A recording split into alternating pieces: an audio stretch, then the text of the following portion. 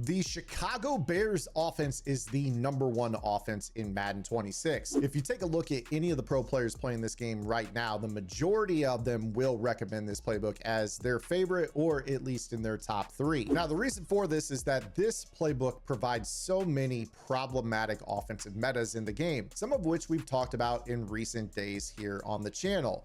But one that is always going to be tough is this trips tight end flex, which was so popular last year in the Detroit Lions playbook. It makes sense that Ben Johnson would bring this into Chicago and it would manifest itself in Madden 26. So today I'm going to show you guys why this is the best trips formation in the game, and I'm going to show you guys how to shut it down.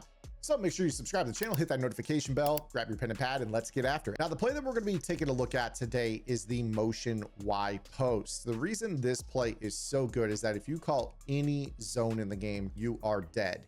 Between the whip route to the middle receiver, or the post that breaks over the top of the whip and the slant, or the slant route itself, you are going to very much struggle to defend the middle of the field with this trips tight end flex formation. Add in the cheat wheels out of the play known as motion hitch and go, and some of the other window dressing plays that can feed off of this, and a lot of players struggle to defend this particular formation. So what we're going to do here today is we're going to hop out of my cover 2, cover 6, cover 9 teachings that we've talked for the last couple days, and I'm going to start talking to you a little bit about cover 3 match. Now, if you guys enjoy all this coverage content, make sure you are subscribed to the channel, like this, drop a comment below, but also open up another tab and head over to gridirongameplans.gg, because my coverage Bible breaking down how cover 2, cover 3, and cover 4 match, including quarters, palms, cover 6, and cover 9, will show you guys how to defend all types of offensive spacings. We've done content on trips tight end. We've done content on bunch formations and cheat wheels. Now we're doing content on another problematic trips formation that so many players run online. If you guys want to know what I run against all of these formations, make sure you guys go check that out on the website. You guys can subscribe with the monthly deal, our yearly option, or you can bundle your membership monthly or yearly with college football 26 if you guys play both games. We have so much content on the website. I have my bunch tight end offensive game plan and over 30 tips in our Madden 26 vault. The game's only been out a week. You guys will find nearly 100 videos on the website already. So make sure you guys go check that out. Now let's get into why cover 3 match plays so well against the trips tight end flex. Now, cover 3 match is an interesting coverage because there's lots of different derivations of this in a lot of nickel sets in the game. When you take a look at cover 3 match in particular, this is a defense where both of your linebackers are going to be in hook zones that are going to have matching rules. Cool thing about nickel defenses is that you can go in and put speedier players at these spots. So if you guys have safeties, if you guys play ultimate team where you guys have backup safeties that are like crazy fast, good zone, good man, you can sub them in and get better performance in coverage over some of those linebackers that are clunkier and don't really play coverage nearly as well. So really, really good way that you guys can kind of improve the coverage from this. But one of the things about cover 3 match is that sometimes this linebacker position is not super efficient at doing their job, which is why you have other derivations, as I've mentioned, out of this formation. So with this coverage, having a cover 3 buzz Mabel, the easy way to kind of understand what buzz and seam and sky and cloud mean is you basically look at the first letter of the word after the number 3, and that tells you who's responsible for the flat. So in the case of a cover 3 buzz Mabel, this refers to B buzz for backer being the flat defender, which means you're going to get one backer and one safety, as opposed to a traditional cover 3 match, which used to be called cover 3 seam, where the safety was the flat defender. If you were to take a look at, for instance, a regular cover 3 sky type call, you would see that with a cover 3 sky, the safety is playing the flat, but it's not a match-based defense. That's the difference between sky being, spot drop cover 3 and seam being a match cover 3 where the safety is the flat defender. Conversely, if you take a look at a cover 3 cloud defense, you will see cover 3 cloud, C cloud corner responsible for the flat. It's not a matching call, but we can actually turn one side of the defense into a matching call. We'll get into that a little bit more here in a second. So let's go ahead and break down the rules for this coverage, namely why it's important that we play this call against trips tight end flex. Now with the motion Y post play, traditionally speaking, players will run it a couple of different ways. Some players will mix in the auto motion wheel. We've already talked about this, but I do actually like, if they run the auto motion wheel, to have some sort of match coverage on the field. The downside to this, unfortunately, is that the outside third matches the tight end on this play. So one of the things that we talked about previously with auto motion wheels here on the channel is that I like to, if my opponent runs the auto motion wheel a lot, I like to get into a cover 2 match. And the easiest way that you can get into that is by saving a cover 6 match play as an audible. This will allow us to come out in cover 3 match, and then when they start the auto motion, we can basically say, oh, auto motion cover 6 match, and now that wheel route is going to be matched by the soft squat, and they can't just chuck it into the sideline, and you'll have a much better coverage that you can just situationally check into when your opponent shows you that they're going to run that cheap motion. So that's kind of our what do we do if. Now let's get into how cover 3 match behaves against this call. Now the main meta setup for this is going to be one in which they slant the B receiver to pair with this post route that's over the middle. Slant post is always an efficient call out of trips tight end, but the tight end being just a couple of steps further to the outside in this case provides even better spacing than traditional trips tight end would. But let's start off with the backbreaker route, because a lot of players are going to check down on this play to the whip route. One of the things I taught last year here on this channel is that seam flats are whip and return killers. They just do a fantastic job. So we'll start off with kind of a whip route to the outside. You're going to see that you cannot throw these. I mean, it is going to be a tackle for a loss, an interception, potentially a pick 6 if you guys run whip routes to that player. And then if they run return routes to that player, what you'll see is that the seam flat defender is going to do a pretty good job of sitting on the back of that route and not giving you much after the catch, if it's a catch at all. So we neutralize the check down with that seam flat defender.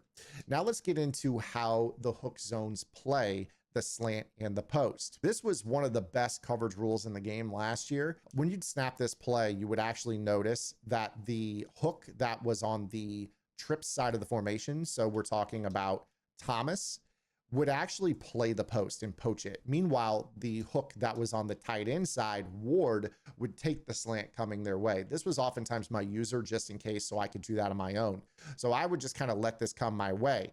Now you see right here that this hook baits this throw, and we got kind of a lucky ag on this play. But what you'll notice with this is that this year in particular, the hook on the trip side really gets super low. Like it runs out to this side of the field, kind of plays low, and then baits the post. So what you're gonna have to do with this play is do a good job of just kind of taking away the throw to the tight end when it's on the right hash before guarding the slant. So if you're going to run cover 3 match against this, what I would do is I would just kind of hang out here and then give your other hook time to recover. And then by the time that they throw that post route to the tight end, it will be poached for a pick 6, okay? So this is kind of how we lurk. I'm just gonna stay on the short side of the field, kind of on the hash, muddy up the slant read, make them think, oh, they're gonna throw the post. And then by the time they come back to this, this is a very tight window. You've got a triangle of defenders guarding a slant and a flat. You can't really dump to the flat. It's going to be a tough pass lead, maybe an inside pass lead, a left pass lead at number 15. But this is your responsibility, is just muddy up the post long enough for the other hook to recover.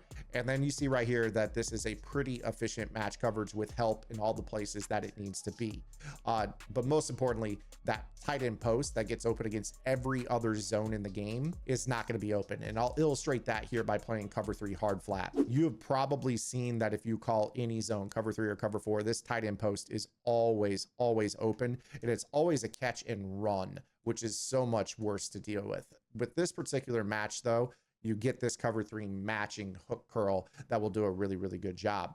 The other thing that's pretty nice about this call in general is that it does a decent job of handling the one play touchdown meta, which is basically to run a streak, a whip, or a drag to burden a comeback route on the other side as well. So I'll spy the pass rush here and just kind of show you what this looks like. The thing that you'll notice with this is that the hook curl will be able to match. So you see right here in this case, look at how this matches all the way across the field, and you get a really solid coverage base out of this. Now, I know ags are out of control in Madden. I would imagine they'll probably tune them down a little bit with patches, but This is sound fundamental coverage, okay? So when you get something like this here, where you don't have a slant underneath, look at how the hooks play. You got one hook that's gonna match, the other hook that kind of plays in the middle of the field and chills. I did spy the pass rush here, but look at how this plays. The cover 3 bomb that everyone likes to throw is matched. If I were to be playing cover 3, you know, hard flat or zone-based cover 3, a lot of players are going to think, all right, well, I'm seeing a cover 3 style defense. They'll run this one play bomb, and you'll see here that this becomes a touchdown, or at least a huge gain, because the comeback route pulls down that defender, and then boom, you're throwing this over the top. You make one guy miss, you're possibly looking at a touchdown. So the bomb setup for this play against cover 3 doesn't work against cover 3 match. The only real thing that you have to remember at the end of the day is that if they decide to auto motion, you just need to make sure that you check into your cover 6 in time. And then when they go to throw this, you're not going to have this wheel route getting open. This is going to be swatted, intercepted very easily. So this was a feature that we talked about, you know, not too long ago with our bunch stuff here on the channel. So I hope you guys enjoyed this video. I kind of broke down what makes this playbook, you know, in terms of the trips tight end flex, last year's meta, so impactful. And I showed you guys how to shut down basically the 2 things most players will do out of this. Now, keep in mind, if you guys are subscribed to the channel, we're going to be talking about all different types of metas, because I think it's so important that you guys understand how multiple coverages are effective against different metas. Not every player out there is going to just sit in trips tight end flex. People are going to be running bunch X nasty, for instance, and they're going to be running their auto motion wheel plays. They're going to be running all these cheat motion plays, and you have to know and have a working library of what you need to be audibling into. So one of the things that I've always recommended is have a mastery of all of these coverages. One of the things I've always, and this is free ball for you, I think having cover 6 and cover 9 in your audibles is mandatory if you really want to play effective coverage in this game. Because one of the things that I'll do is I'll come out in cover 3 match. If you want to play this, I know what I need to check into if you run the auto motion, but the minute you start to audible around and you want to go into like that bunch X nasty, especially from this hash, because I know that you're going to be running the auto motion to the wide hash. Once I start to see that action, I immediately am thinking, all right, well, you know, they're going to go to the you know, this auto motion. I need to immediately get into cover 9, so that way I have a soft squat that will match that wheel the other direction. So, you know, you don't just have to worry about the wheel to the trip side, you also have to worry about the audible and the wheel to the other side. So again, a lot of this stuff is just foundation. It's basic stuff that you use to counter meta things that people run. But the speed at which you do it and the ability to process and predict tendencies is what's going to set you apart as a defensive player. None of the coverages that I'm giving you guys are that complex. They're just needing to be applied in a timely manner. And you just have to learn and practice running these things. You're going to face people that are going to go from trips tight end flex to bunch X nasty. You're going to face people that come out in bunch X nasty and audible to trips tight end flex. The idea of being able to go from bunch on the right to trips on the left, or trips on the left to bunch on the right, is dynamic. It's going to flip the passing strength and the style formation. We're going from trips left to trips right, compression to spread, or trips right with, you know, compression to trips left spread. You have to have a library of things here. So I hope you guys enjoyed the content, man. I really am working hard here on the defensive side of the ball. I'm up in the ante a little bit early in the year. Normally I teach like real basic stuff the first couple weeks, but I think you guys are ready to really take a step forward. And I think the game is in a spot where it's going to allow you to actually play coverage with confidence. So I hope you guys enjoyed the video. I will catch you guys later. Until then, this is Zan. Get in the lab and good luck.